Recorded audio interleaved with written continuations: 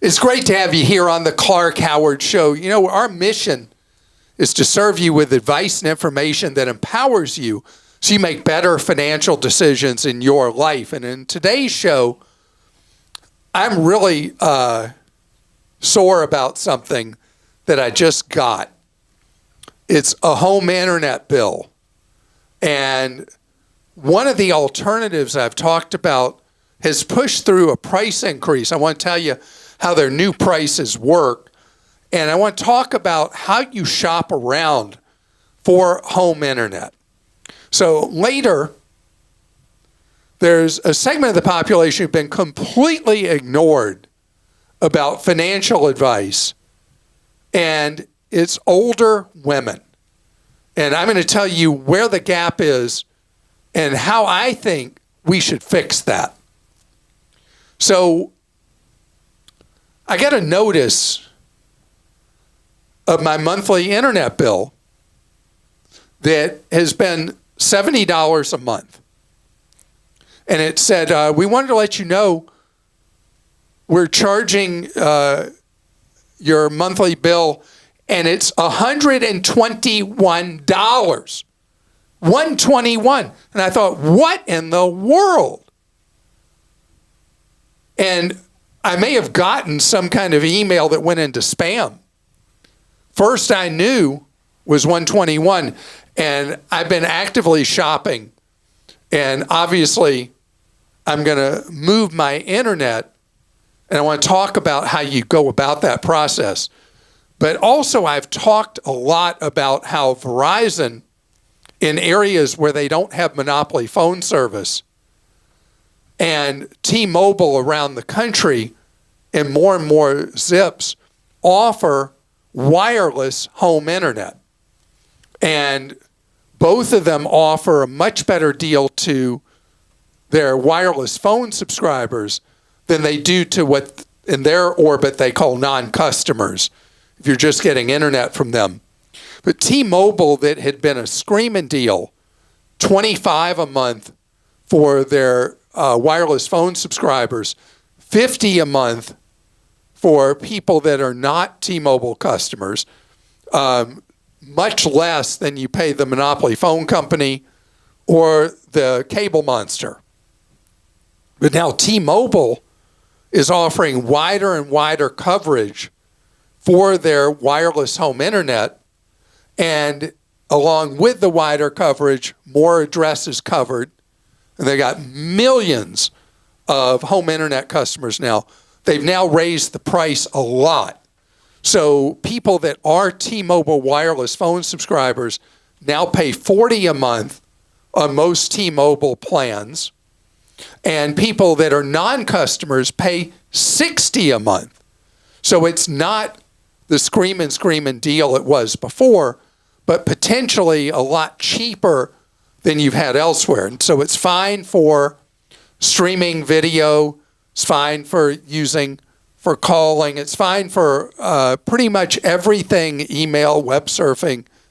What it's not good for, if you're a gamer, you are not going to want to use the Verizon wireless home internet or the T-Mobile wireless home internet. Not going to get the job done. If you are somebody who needs ultra fast internet for a particular purpose, you're not going to want to use either of these, but you should consider both of them. If neither is available where you are, or your need for speed is greater than you're going to get with either of them, then you're left typically with a 2-horse race. Some places you might only have a 1-horse race. But most places you'll have the monopoly phone company, the monopoly cable company, what I call the cable monster. And you got to put them in competition with each other. So I have looked up the rates with the monopoly local phone company, and they offer fiber service at my address. And I've found a much better deal with them. And I'm going to set up an appointment. I'm going to call the cable monster that's gone from 70 to 121. And I'm going to say, hey, look, I got this other deal. Been nice knowing you. I need to disconnect. And that's when I'll be sent to the retention department. And I cannot predict the future. I don't know what the retention department will offer me. But we'll see if I'm staying or I'm going. But let me tell you, I'm not paying $121 a month for internet that's not even that reliable. The cable monster I have to use, the service is up, it's down, it's up and down. And we were having, Christa, wasn't that funny? We were having a big staff meeting last week, and suddenly I got a text from you. What did your text say? We can't see you anymore. You're gone. You can't hear me, can't hear see you, me. yeah. And the internet was down the remainder of the hour we were meeting. And I brought the hotspot live on my cell phone, where I have unlimited hotspot. And we continued the meeting with me running from hotspot. That's crazy. So not only did they raise my rate nearly double, but it doesn't even work all the time. That's pretty bad, isn't it? It's bad. That's what happens with monopolies. All right, we'll go to some questions. This one's from Anonymous in California. Hello, Mr. Money Saver. I have 2 rental properties that I bought in 2018 and 2019 for $300K and $225K, respectively. Wait. Think about how brilliant or lucky, or brilliant and lucky, that timing was to buy the 2 rental properties before the big run-up that happened through COVID. For sure. Wow. They give me passive income of $2,000 each, and that's post-tax and HOA fees, insurance, maintenance, management fees, giving me a 4% return. The market value of each property is $400K. Should I sell or continue to receive the rental income? So the 2,000, I'm trying to understand, is that per month? We don't really know. Oh, I assumed it was per month, but maybe not. Okay, so let's talk Mr. Anonymous or Ms. Anonymous. I think it's a month. There's no way it's just that much. Yeah. Okay, so generally, if the properties are now worth $400K, the traditional formula of how you'd buy a rental property, you would have a good argument for selling because you want the rent to be equivalent to about 1% per month of what the fair market value is. You say you're clearing $2,000, by calling it passive income.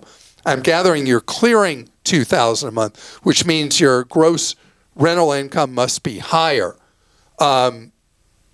So I don't have enough information here to give a solid answer, but you bought at very low prices on these.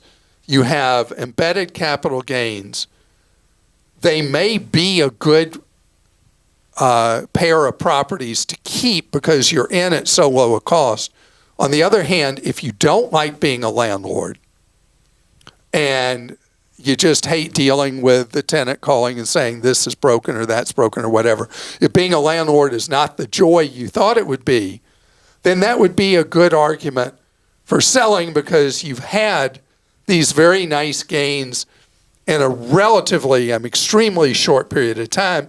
And I don't believe that real estate is going to increase over the next decade anything like it did in a relatively short window. So I'm going around circles here. If you want to go with a traditional measurement, if you're getting close to $4,000 a month gross rent per property per month, then it would make absolute compelling sense to keep the 2 rental properties. If, on the other hand, your actual rent you're receiving is substantially less than that, I'd say less than $3,000 a month, that would make the argument stronger and stronger to consider selling these 2 properties. John in Michigan says, every year I find out that someone who had worked on my wheels, brakes, or tires torqued the lug nuts wrong and didn't tell me. The repair can cost $50 to $100. I'm beginning to think I should forget tire rotations on older tires, remove the hubcaps before taking the car in so I can see if the studs and lugs are intact. There was an article in Pop Mechanics saying the need to be hand torqued and not to trust torque sticks or air wrenches, which busy shops use. This makes no sense to me, but I assumed you would know. It makes perfect sense to me because this has actually been a problem I've heard about before. Okay, great. So there's a need for speed. All right, I'll explain it in the simplest form. There's a need for speed in tire centers. And so they're using power tools to remove the lug nuts and put them back on the tire. And there are times that they will overdo it, putting them back on. And they can also, in certain cases, strip them, other things. And so when you change a tire yourself, which you've done many times, right? Never. Never? So if you're changing a tire yourself, you're using a manual one to do it. And you're not going to be able to over tighten to cause harm. And you're not going to strip anything. So as to whether it'd be a good idea to pop off the hubcap so that you can see before you accept the car at the tire center that they've been properly tightened, I would do that. Not rotating your tires, I don't recommend that. Ben in Michigan says, I'm in the market for a new cashback credit card. And he names a card. I put in there please for go you. ahead and name this card. I'm familiar with it. The Upgrade Cash Rewards Elite card offers 2.2% cash back on everything, but it isn't listed on Clark.com as one of the recommended best cashback cards. It appears to have a non-standard payment mechanism where any balance you carry is considered a loan that then takes on specific installment payments. Do you mind sharing your input on this card? Yeah, so this card, ignore the rewards. This card is basically where you're waiving grace period on charging on a card. It is very, very different than other credit cards. And so this is for a specialized kind of situation. Someone who knows they're not going to be able to pay a balance in full. And if the interest rate on this card, because it's an installment rate, you know what it's going to be. If the interest rate is lower than the prevailing rate on a traditional, what's known as revolver, a revolving credit card, then this card could work for you in that situation. You would never want to use this card, though, if you routinely pay your balance in full. You would never want to use it if you are getting a better interest rate on a regular card you have than you would have on this. Some people, in reviews I've read, like this card because with this card, you're put into an installment plan, which means the balance must be paid off in a set amount of time. With a traditional revolving credit card, the whole design of it is to keep you in debt forever, that you never pay off the balance. They never put you on a glide path to pay off your balance. They want you to stay deep in debt forever. So that is a difference with this card, Ben. It's a specialized alternative to a traditional credit card for somebody who knows they can't pay a balance in full, knows the interest they're being charged is less than they're being charged elsewhere, and knows they need the discipline of having a set time to pay that balance off in full. So it's not a good card. It's not a bad card. It's a specialized card for a specific set of individual circumstances. And I hope that helps. Coming up ahead, I want to talk about a real gap in the marketplace. Women live longer than men and have less money available to live that longer life. And it's a tough road. And the information out there is not really serving women as it needs to. And we're going to talk that through. I'm about to talk about something that is not designed to depress you if you are a woman. This is to motivate you and educate you. The stats are not very friendly. Women live on average 6 years longer than men. Some measurements say 7 years, but let's just call it 6.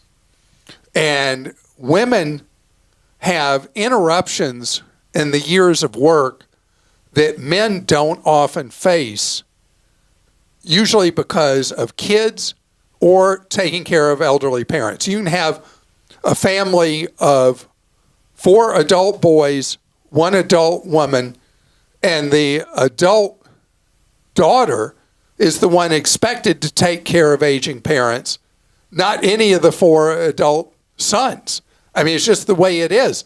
The caregiving culturally falls on women, pulling them hours out of the workforce or even periods of time not in the workforce with the responsibility for kids and aging parents. And so women earn less over time and get promoted less because of the time in and out of the workforce and end up making less money, have 6 more years to pay for. And a study that was done at USC, University of Southern California, found that women are much less knowledgeable about finance than men. Men know quite a bit more, and women tend to default to savings, not investing. Over time, investing is where the real money is made. The compounding of money that you put aside is so much greater over the years, even with the ups and downs of investing. The return's so much greater. And so, and then there's one other thing. An average woman's Social Security check is 20% lower than a man's. Why? Again, because of those caregiving things that women do that make them fall behind in earnings. And your last 35 years of work, I think it is, establishes what you get from Social Security. So all these problems, lack of knowledge, a tendency to save instead of invest, more lifespan, and less money coming in. I mean, it can lead to, gosh, I don't even know how to say it, can lead to impoverishment in later years for women. It's just a fact. 40% of women, according to the USC study, 40% of women have never invested. Never. This is something we got to talk about. And women overwhelmingly don't feel comfortable with it, with looking at the financial future because, well, these dark clouds I just described. So facts are facts, right? So what do you do about it? At whatever age and stage you are listening to me, you need to think about investing a portion of what you make. I mean, if you are earning so little at a job that you're having trouble putting food on the table, then this conversation is not for you. But if you're getting by and you're dealing with today, I want you also to think about tomorrow and well past tomorrow. And that's why I'm the man from Roth.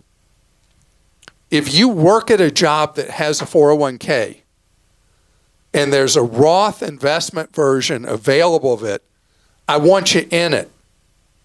I want you to go into the target retirement fund choice for the year closest to when you expect to bag work. Put your money in there, and that means in your early years, money will overwhelmingly be in stock type choices, and you won't have to pick them. It's done for you. And later in life, it's a more conservative portfolio, but still with stock exposure all the way through the rest of your life, because you got to deal with inflation after you're not working anymore. And whatever point you're at, when you start is when you start. And you put money in. And if you feel like there's no room in your life, you feel like you're wheezing financially, follow my 1 cent rule. Put in 1 cent of every dollar you make into that employer-provided plan. And then 6 months later, go up another cent. If you do it gradually Over 5 years, you'll be saving a dime of every dollar you make. And doing it in 6-month increments, you really can adjust gradually to doing that. And you're picking up whatever employer match there is that is a booster shot to the money you are investing,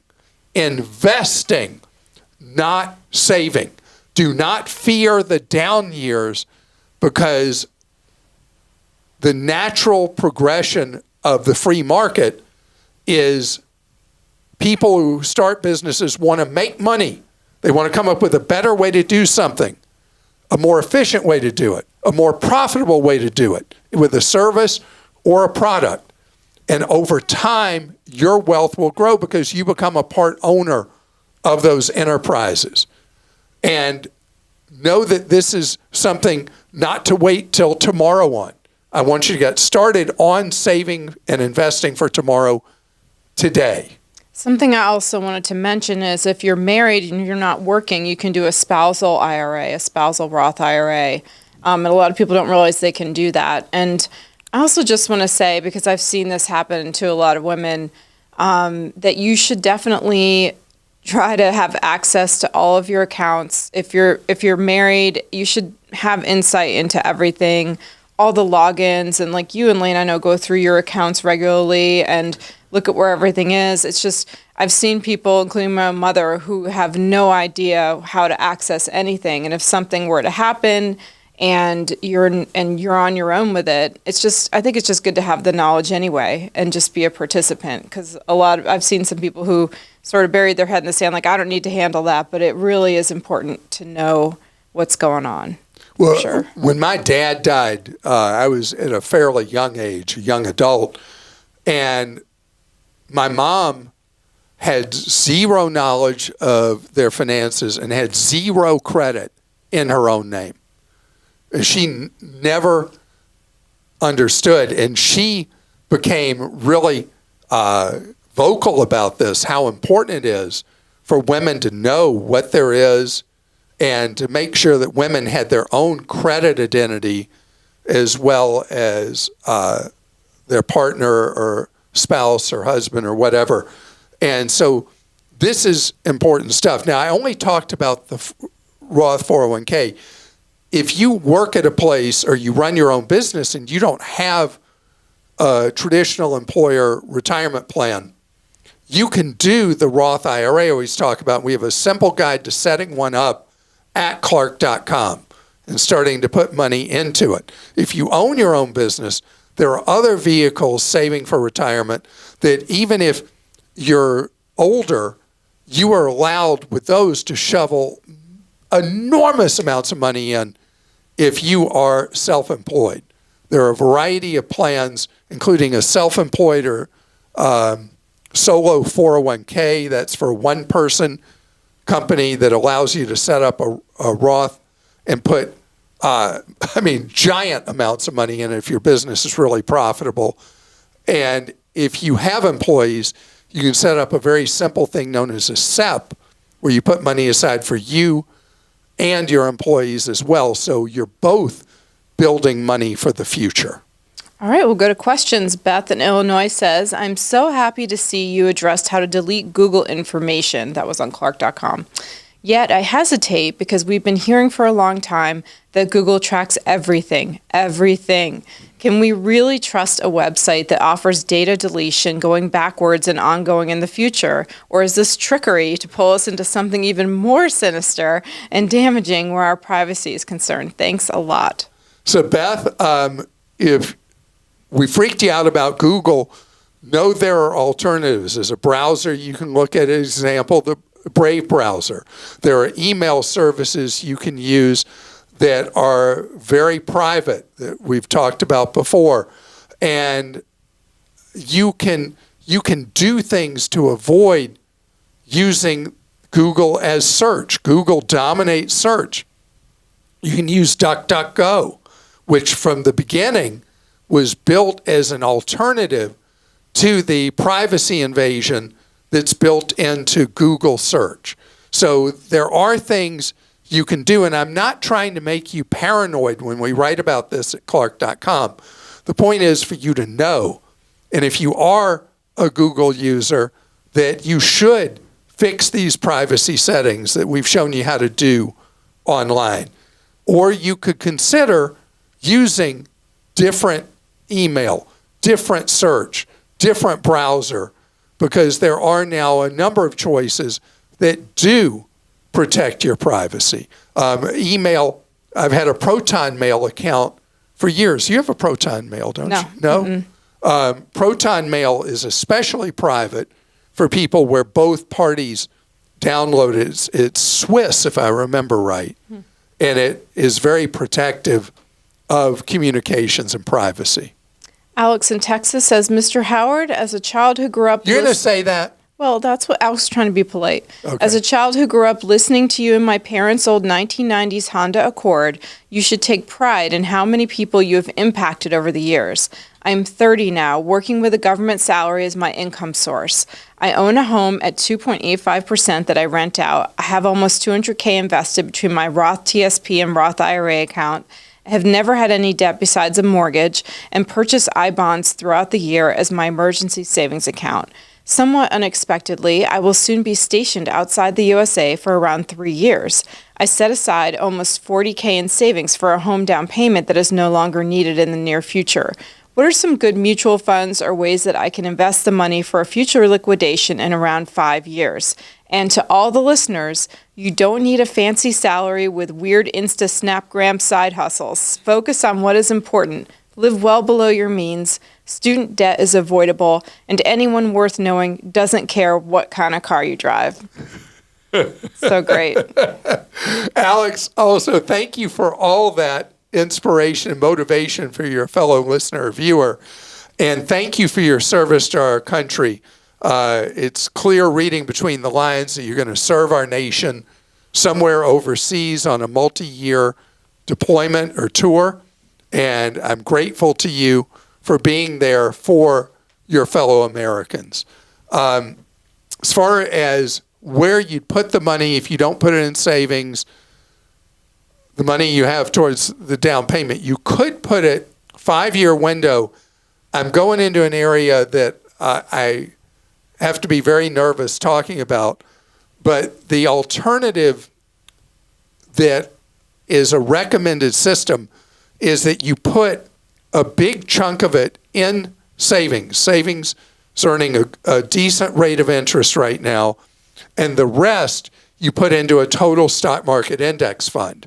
It operates as something that protects you downside. If you put, in a typical formula, you'd put 70, 75, or 80% of the money in savings, and the other 20 to 30% goes into a total stock market index fund. You get the potential upside of how the market would do over the next 5 years. And at the same time, you have downside protection that should help you at least break even with this money. If the stock market has a terrible next 5 years, you put a big chunk of it in savings, giving you the downside and the upside with no crazy commissions that a lot of salespeople would try, investment salespeople and insurance salespeople would try to sell you. John in New York says, I frequently see guidance telling me I should have X times my salary saved.